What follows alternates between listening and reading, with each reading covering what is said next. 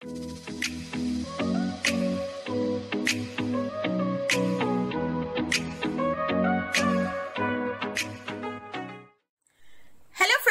back to another session of Core Java tutorials. So today we'll see types of variables in Java.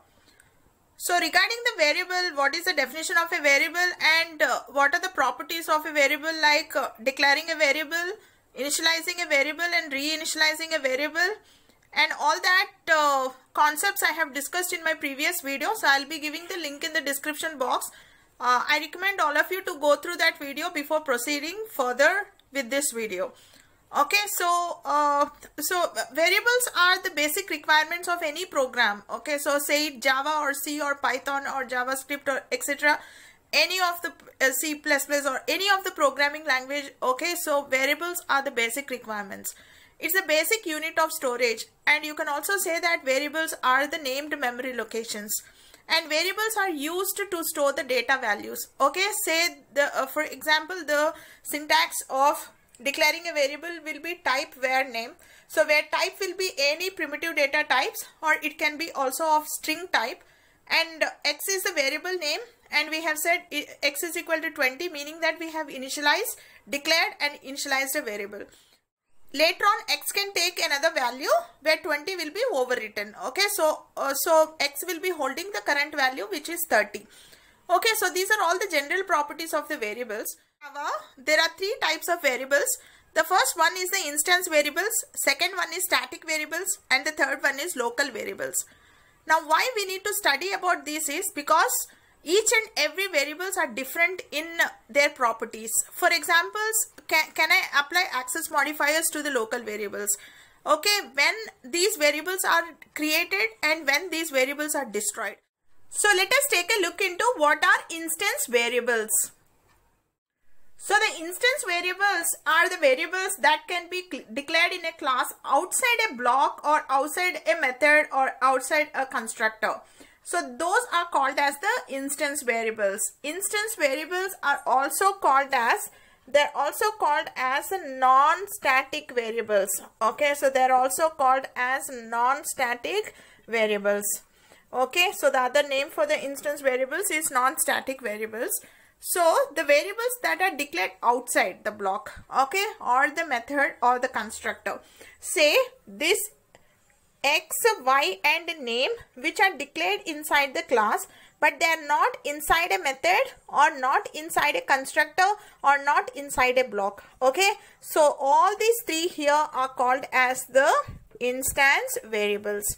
Okay, so all these are considered to be instance variables. Instance variables can be of all the primitive data types and also of the string type.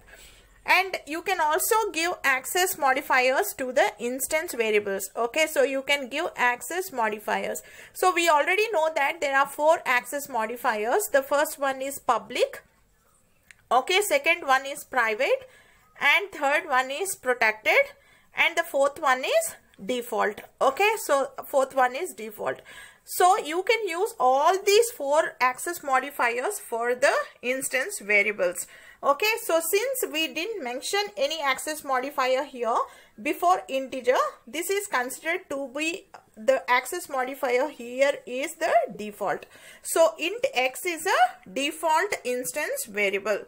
Okay, so even float y is also a default instance variable. String name is also a default, is having a default access modifiers. You can use any of the access modifiers in front of the instance variables.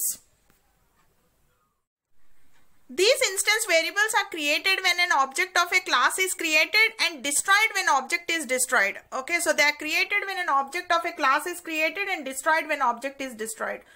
Okay, so the default values are assigned to the instance variables only when you don't initialize. Okay, so if you are not initializing the instance variables, then the compiler will add the default values. Okay, so what are the default values? For int, byte, short, long, it is 0.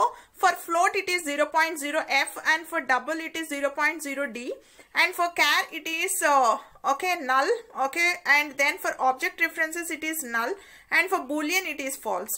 Okay, so let us try to look at this particular example. So in this example, so I have declared certain instance variables, but I didn't initialize it. So what happens, the compiler, as soon as the object is created, the compiler will see whether there are some initialized values or not. Since there are no initialized values, the compiler will assign the default values. Since this is an integer type, 0 will be assigned. So the default value for this will be 0, and for y it will be 0.0f. Okay. So the default values of this particular string array will be null. Okay, so because arrays are objects over here, so the default value will be null because we didn't assign any value. And also this is object is the class name, and we are trying to give a object reference over here. So this is again the default value of this will be null, and here there is simply a string. Okay, so then the default value of str will be null. Okay, for any of the things. Okay, so if you are not initializing, then the compiler will assign the default values to the instance variables. The instance variables are stored on heap. Okay, so the object and its instance variables both are stored on the heap. Okay, alright.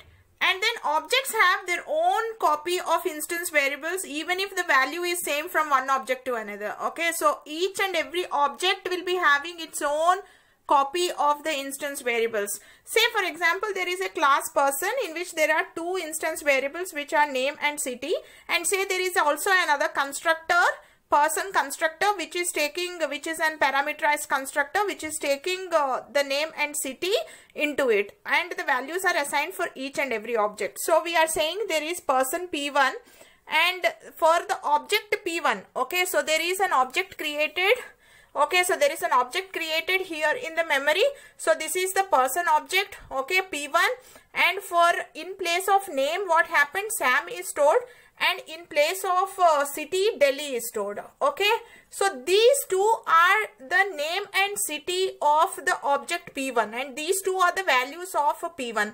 Now in the same way, so we are trying to create another object which is P2. So there is another object P2 created inside the heap. Okay, so now the name is Vicky and the city is Delhi. Okay, so each and every object is having its own copy of the instance variables, even if the city is same. Okay, so here it is Delhi and here it is Delhi. Even if it is same, they'll have their own copies. Okay, so instance variables, okay, so are different from object to object. So each and every object will be having its own copies of the instance variables. Instance variables can be accessed directly by calling the variable name inside a class. Okay, say I'm having a method which is called as call, and inside call, since this call is an instance method, okay, it's an instance method. I'll discuss about instance methods and static methods in my coming videos, but as of now, just because there is no static keyword in front of this method is called as an instance method. So call is an instance method, and you can directly call an instance variables inside the instance method. So I am directly calling X. So that's the meaning of the first line. Okay, so I'm saying instance variables can be accessed directly by calling the variable name inside a class. But within static methods, okay, they should be called using fully qualified name. What is meant by fully qualified name? Fully qualified name means object reference dot variable name. Okay, so this is within static methods. Okay, so if I have to use that variable X inside the main method is a static method. Not only main method, any other static methods inside the class, you have to call it only using the fully qualified name. So the fully qualified name is object reference dot the variable name. So I have to call it only like this. Okay, so else you will get an error. Now let us look into how to initialize instance variables. There are three ways of initializing instance variables. The first one is through constructors. The second one is through instance initialization block, and the third one is through final methods. Okay, so you can simply initialize a variable like this, but since they are object level variables, okay, giving them a value it will not make any sense. Okay, so you can all, this is syntactically correct, but this doesn't make any sense. So because the variables are object variables, each and every object will be having its own instance variables. So it is better that you avoid such kind of initialization. Okay, so the second one is through constructor. Okay, so here this is the constructor, as we already have seen in the previous classes that constructor will be having the same name as the class name. So this is having the same name as the class name, and inside the constructor we are initializing the value of x. Okay, because the constructor will be called during the object creation, and during its creation itself you can say new a and you can pass some value like this. Okay, so I'm saying a ob is equal to new a, and then I'm passing 25. So we will get 25 and 25 will be assigned to x over here. So instance variables can be initialized through the constructors. And the second one is they can be initialized through instance initialization block. Okay, so what happens over here is you cannot say that you cannot do declaration at one place and then initialization at another place, in especially with the instance variables. You cannot say int x and later on you cannot say x is equal to 25 like this. Okay, so this will throw you an error.